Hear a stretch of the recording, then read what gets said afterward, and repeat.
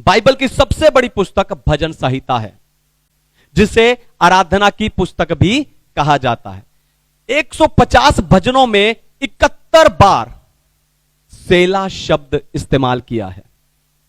दोबारा सुनिए, 150 भजनों में 71 बार सेला शब्द का इस्तेमाल किया है, जिसका अर्थ है याद करना। हालेलुया।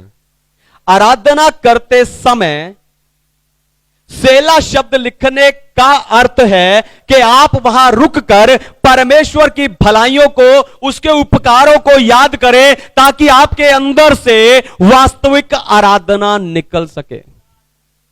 Hallelujah, hallelujah. प्रेरितों के काम 16 अध्याय में पौलुस और सिलास आराधना कर रहे हैं। हालेलुया।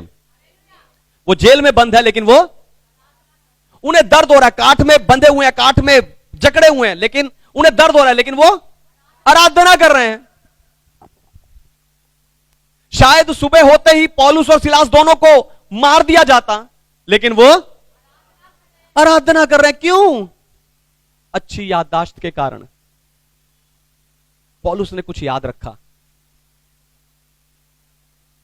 जब प्रेरितों काम 9 अध्याय में प्रभु का दर्शन पाकर पौलुस अंधा हो गया, तब परमेश्वर ने हनन्याह को उसके पास भेजा, यह बोलकर कि वो राजाओं को सुसमाचार सुनाएगा। राजाओं के सामने खड़ा होकर वो सुसमाचार सुनाएगा। और जब हनन्याह पौलुस के पास गया होगा, तो उसने ये बात उसे जरूर बताई होगी। उसे अभिषेक करते हुए, उसे कमीशन करते हुए, उसे सेवकाई के लिए अलग करके भेजते हुए हनन्याह ने यह बात जरूर दोहराई होगी। और पौलुस ने इस बात को याद रखा। और अभी तक पौलुस किसी राजा के सामने खड़े होकर सुसमाचार का प्रचार नहीं किया था। हालेलुया। पौलुस ने अभी तक किसी राजा के सामने खड़े होकर सुसमाचार प्रचार नहीं किया था, इसलिए पौलुस जानता था मैं मर नहीं सकता, इसलिए वो आराधना कर रहा था। Hallelujah, hallelujah. दाऊद नाच नाच कर परमेश्वर की आराधना करता था। दाऊद राजा बन गया।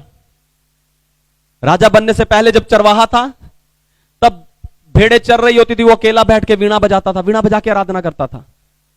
लेकिन राजा बनने के बाद लिखा वो नाच नाच के आराधना करता था, यहां तक कि उसका राजकीय वस्त्र भी कहीं रास्ते में गिर जाता था।